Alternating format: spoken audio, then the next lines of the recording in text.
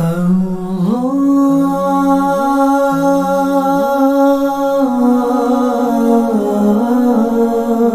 طور پہ دو چادروں کو لوگ احرام کہتے ہیں. چادر ایک نیچے تہمت کے طور پہ باندھ لیتے ہیں, ایک چادر اوپر کر لیتے ہیں. اس کو حج تمتع یہ اپنا احرام کہا جاتا ہے کہ یہ احرام ہے. لیکن حقیقت میں دیکھا جائے تو احرام کہتے ہیں کہ نیت کر لی احرام کی کہ میں عمرہ کرنے جا رہا ہوں, کرنے کے لیے احرام کی نیت کرتا ہوں, اور اس کے بعد اگر لبیک کہہ دے, لبیک کے قائم مقام کوئی الفاظ کہہ دے تو یہ محرم ہو جاتا ہے, یہ احرام والا ہو جاتا ہے. لیکن کیونکہ احرام میں ضروری ہے کہ چادریں ہوں, سلا ہوا لباس پہننا احرام میں منع ہوتا ہے کہ جو شخص احرام کی حالت میں مرد سلا ہوا لباس اگر 12 گھنٹے پہن لیں تو اب اسے بکرا کفارے کے طور پہ دینا پڑے گا, اللہ کی راہ میں ذبح کرنا پڑے گا, غریبوں پہ تقسیم کرنا پڑے گا گوشت. تو سلا ہوا لباس نہیں پہنتے, احرام میں چادریں باندھتے ہیں. اس وجہ سے ان چادروں کو یہ احرام کہہ دیتے ہیں کہ یہ احرام ہے. کہتے ہیں نا میرا احرام میلا ہو گیا, مطلب احرام دھو لو, احرام دھونا ہے. تو یہ حقیقت میں احرام یہ نہیں ہے, لیکن مجازاً اسے چادروں کو احرام کہہ دیتے ہیں. وجہ یہ ہے کہ احرام میں چادریں باندھی جاتی ہیں, ایک چادر نیچے تہمت کے طور پر باندھتے ہیں, ایک چادر اوپر کرتے ہیں. تو احرام بھی سیکھنا چاہیے باندھنا, ہو سکے تو بندہ پہلے سے سیکھ لے, لیکن جب جانا ہو تو ان دنوں پریکٹس کر لے اچھی طرح, کیونکہ بعض اوقات احرام کی پریکٹس نہیں ہوتی تو احرام وہ ڈھیلی ڈالی نیچے تہمت باندھا ہوتا ہے, جس کی وجہ سے کئی مرتبہ بے پردگی ہو رہی ہوتی. احرام جو ہے وہ صحیح باندھا نہیں جاتا, اس کی پریکٹس ہونی چاہیے کہ احرام کی چادر میں نے نیچے تہمت کیسے باندھنا ہے.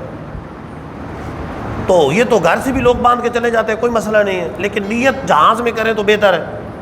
جب جہاز اڑنے لگے تو پھر نیت کریں کہ اب میں عمرے کی نیت کرتا ہوں, عمرے کی نیت سے احرام کی نیت کرتا ہوں, اور پھر لبیک کہہ لیں. تو ایک مرتبہ ضروری ہے, 3 مرتبہ کہہ لیں تو افضل ہے. یہ کہہ لیں تو محرم ہو جائیں گے, احرام کی حالت میں آ جائیں گے. اب اس احرام میں جا کے وہاں عمرہ کرنا ہے. پہلے عام طور پہ یہاں سے جاتے ہیں تو یہ اس صورت میں احرام باندھ کے جانا ہے جب جدے جا رہے ہوں, جب جدے جا رہے ہوں. اگر مدینے جا رہے ہو تو پھر احرام کی حاجت ہی نہیں ہے, کہ مدینہ جو ہے وہ میقات سے بھی باہر ہے, مدینہ منورہ میقات سے باہر ہے. مدینے جا رہے ہیں تو بغیر سادہ کپڑوں میں جائیں گے, اور پھر جب مدینے سے مکے جائیں گے تو وہاں ایک مقام آتا ہے ذوالحلیفہ, جسے ابیار علی کہتے ہیں. وہاں سے احرام باندھ کر پھر مکے کی طرف جاتے ہیں, تو وہ میقات ہے اس کا. تو یہ میقات ایک اصطلاح ہے کہ ایک حد بندی ہے کہ آدمی اگر باہر سے جا رہا ہو مکے کی طرف, تو اب جس جگہ سے بغیر احرام کے آگے جانا منع ہے وہ جگہ میقات کہلاتی ہے. جیسے ہماری میقات یلملم ہے, مدینے کی میقات, مدینے سے مکے آ رہے ہیں تو وہاں میقات ذوالحلیفہ ہے, جیسے اب ابیار علی کہتے ہیں نام, اس کا ابیار علی نام. تو اس طرح دیگر ملکوں کی اپنی اپنی میقات ہے. یہ میقات شریعت نے مقرر کی ہے, یعنی سرکار دو عالم صلی اللہ علیہ وسلم نے مقرر فرمائی, شریعت کی طرف سے مقرر, کہ یہاں سے اگر اندر آئیں گے تو مکے کی تعظیم میں احرام کے بغیر نہیں آ سکتے. اچھا ڈرائیور بھی نہیں آ سکتے. عام طور پہ مکے سے مدینے جانے والے ڈرائیور جو ہوتے ہیں وہ جو ہے نا مدینے سے مکے جا رہے ہیں تو کپڑوں میں چلے جاتے ہیں, اور پھر واپس اس طرح آ جا رہے ہوتے ہیں, اور کہتے ہیں نہیں ہماری مجبوری ہے, ہم کیا کریں جانا. جو بھی مسئلہ ہے, جب آپ میقات کے باہر سے مکے کی طرف جا رہے ہیں تو بغیر احرام کے نہیں جا سکتے. جائیں گے تو مجرم ہے, اور اندر جا کے اگر عمرہ کر لیا, ادھر ہی سے احرام باندھ کے عمرہ کر لیا تو دم لازم آ جائے. تو میقات میں کوئی بغیر احرام کے چلا جائے تو اس کے لیے حکم یہ ہوتا ہے کہ واپس آئے, واپس آ کے آپ احرام باندھ کے ادھر سے جائیں, پھر جا کے اس کا وہ دم کا ساقط ہو جائے گا, دم نہیں دینا پڑے گا. دم کا مطلب یہ بھی حج کی ایک عمرے کی اصطلاح ہے کہ دم لازم آئے, مطلب یہ ہے کہ بکرا ذبح کرنا ہے اللہ کی راہ میں, اور صدقہ لازم آئے, مطلب صدقہ فطر کی مقدار غرباء میں دینی ہے, غریبوں کو دینی ہے, فقیروں کو دینی ہے, فقیر شرعی کو دینی ہے. اچھا عام طور پہ جو اصطلاحات استعمال ہوتی ہیں حج کے موقع پر, ایک ہوتا ہے آفاق, آفاقی, جو میقات کے باہر رہنے والے ہوتے ہیں انہیں آفاقی کہتے ہیں, اور جو خاص اندر حرم میں رہنے والے ہیں, مکہ تو حرم ہے, مکہ کے ارد گرد بہت بڑا علاقہ ہے جو حرم ہے، وہ سارا حرم کہلاتا ہے۔ حرم کا رہنے والا اہل حرم کہلاتے ہیں، حرمی کہلاتے ہیں یا اہل حرم کہلاتے ہیں۔ اور جو حرم سے باہر ہے اور میقات کے اندر ہے جیسے جدے وغیرہ میں، تو یہ جو جگہ ہے یہ ہل کہلاتی ہے، ہل حلال کرنے والا، اور اس کے رہنے والے کو ہلی کہتے ہیں۔ تو اب اگر باہر سے جا رہا ہے تو احرام بغیر نہیں جا سکتا، تو یہاں سے تو یار پاکستان سے اگر جا رہا ہے تو میقات سے پہلے احرام کی نیت کرنی ہے، اور وہ عام طور پہ جہاز پہ لوگ کر لیتے ہیں جہاز کے پہنچنے سے پہلے، تو وہاں سے نیت کر کے تو پہلے عمرہ جا کے کرنا ہے، اور نیت بھی عمرے کی کرنی ہے کہ میں اللہ کے لیے عمرے کے لیے احرام باندھ رہا ہوں، عمرہ کرنا ہے میں نے۔ پھر وہاں جا کے عمرہ کریں گے، عمرہ کر کے احرام اتار دیں گے، اور پھر حج کے دنوں کا انتظار کریں گے، اور جب حج کے دن آ جائیں گے 8 ذوالحجہ کو تو پھر احرام باندھ کر حج کریں گے۔ تو عمرہ کیسے کرتے ہیں؟ وہاں عام طور پہ جب سیدھا مکے جا رہے ہیں تو جدی جانا ہے ظاہر ہے، تو جدے اترنے کے بعد پھر بسوں کے ذریعے یا کار کے ذریعے مکے کی طرف جاتے ہیں، تو وہاں جا کر پھر پہلے عمرہ کرنا ہے۔ عمرہ کس انداز سے کرنا ہے؟ خانہ کعبہ کا طواف سب سے پہلے کرنا، اللہ کے گھر کا طواف کرنا، خانہ کعبہ کا طواف۔ طواف کہتے ہیں کعبہ کے 7 چکر لگانے کو طواف کہتے ہیں، 7 چکر لگائیں گے تو یہ طواف ہو جائے گا۔ اور طواف شروع کرنے سے پہلے حجر اسود کا استلام کرنا ہے۔ حجر اسود وہ جنتی پتھر ہے کہ جو جنت سے آیا اور سفید پتھر تھا۔ ابراہیم علیہ السلام نے جب خانہ کعبہ کی تعمیر کی تو اس جنتی پتھر کو خانہ کعبہ کے اندر نصب کر دیا، وہ جنتی پتھر خانہ کعبہ کے اندر نصب ہو گیا۔ سفید تھا، لیکن لوگ جیسی اس کا استلام کرتے ہیں، اس کو چومتے ہیں، تو یہ پتھر ان کے گناہوں کو چوس لیتا۔ تو روایتوں میں آتا ہے کہ یہ پتھر جو پہلے حجر ابیض تھا، سفید پتھر تھا، اب لوگوں کے گناہوں کو چوس چوس کے حجر اسود ہو گیا، کالا پتھر ہو گیا۔ حقیقت میں کالا نہیں تھا، سفید پتھر تھا۔ تو حضرت عمر رضی اللہ تعالیٰ عنہ کا بڑا مشہور قول ہے، حجر اسود کے پاس جا کر کہا کیا ہے، حجر اسود تو پتھر ہے، دیگر پتھروں کی طرح کوئی فائدہ نہیں، نقصان نہیں پہنچا سکتا، میں تمہیں اس لیے چوم رہا ہوں کہ میرے آقا نے تمہیں چوما ہے، میں اس لیے تیرا بوسہ لے رہا ہوں کہ میرے آقا نے تمہیں چوما ہے۔ مولا علی رضی اللہ تعالیٰ عنہ نے یہ سنا تو فرمایا، اے امیر المومنین، یہ پتھر فائدہ دے گا کہ قیامت کے دن یہ پتھر لوگوں کی اللہ کی بارگاہ میں شفاعت کرے گا، انہیں فائدہ پہنچائے گا، سفارش کرے گا۔ اچھا، یہ روح پرور ایک تصور ہے کہ وہ پیارا پتھر ہے کہ ہمارے آقا نے یقیناً اس کو چھوا ہے، اور یقیناً سرکار دو عالم صلی اللہ علیہ وسلم نے اس کا بوسہ لیا، کیونکہ سنت طریقہ یہ ہے کہ اس کے اوپر ہاتھ رکھ کر اس کو چوما جائے، یقیناً بوسہ دیا، اور یقیناً ہمارے آقا صلی اللہ علیہ وسلم کی مبارک نگاہیں اس پتھر پر پڑی۔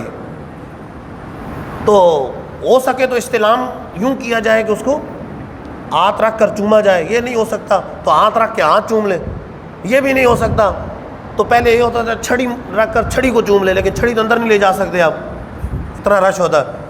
تو چوتھا پھر یہ ہے کہ اس کی طرف اشارہ کر کے تو ہاتھ چوم لیے جائے، یہ استلام۔ تو جب طواف شروع کریں گے تو پہلے استلام کریں گے، اور ہر چکر کے بعد استلام کرنا ہے، کانوں تک ہاتھ اٹھا کے چومنا ہے، کانوں تک ہاتھ اٹھا کے ہاتھوں کو چومنا ہے، اور پھر آخر میں بھی استلام کرنا ہے، یعنی 7 چکر ہیں، 8 استلام ہے۔ یہ عمرے کا رکن ہے، یعنی عمرے میں طواف کرنا یہ فرض ہے، جب تک یہ طواف نہیں ہوگا عمرہ نہیں ہوگا۔ طواف کرنے کے بعد پھر 2 رکعت طواف کی جو واجب ہوتی ہیں وہ پڑھی جاتی ہیں، کعبہ سامنے ہے اور 2 رکعتیں پڑھی جاتی ہیں، وہ 2 رکعتیں پڑھنے کے بعد پھر اپنا ملتزم پانی پینا، آب زمزم۔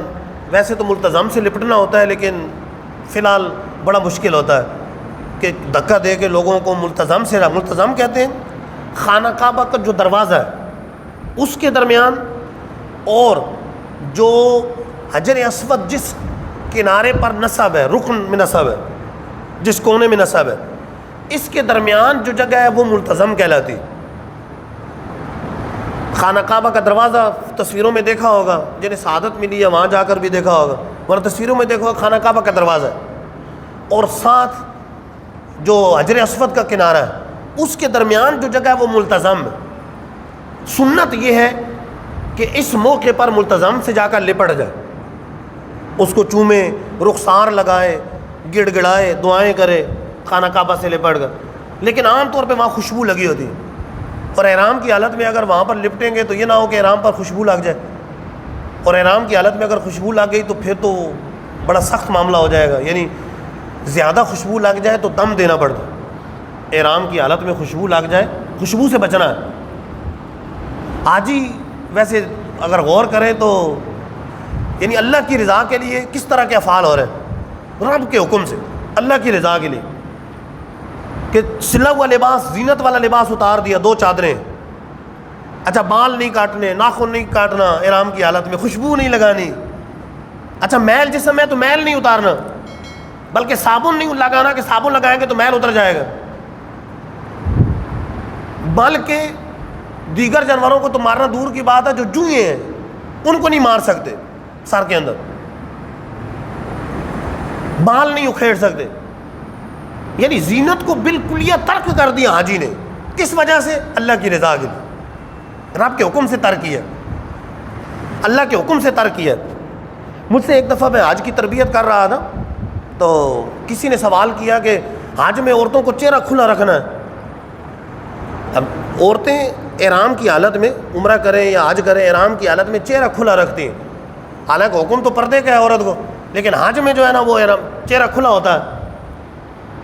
تو میں نے اسے سوال کرنے والے کو جواب دیا کہ یہ ہماری آزمائش ہے, پردہ عورت کر رہی ہے تو اللہ کی رضا کے لیے, شریعت کے حکم پر, چہرے کا پردہ نہیں کر رہی تو اللہ کے حکم سے کر رہی, کہ رب نے حکم دیا ہے, ٹھیک ہے رب کا حکم ہے تو پردہ نہیں کرنا. یہ نہیں ہے کہ اپنے نفس کی خواہش, رب کا حکم ہے, شریعت کا حکم ہے تو چہرے کا پردہ بھی کرنا ہے.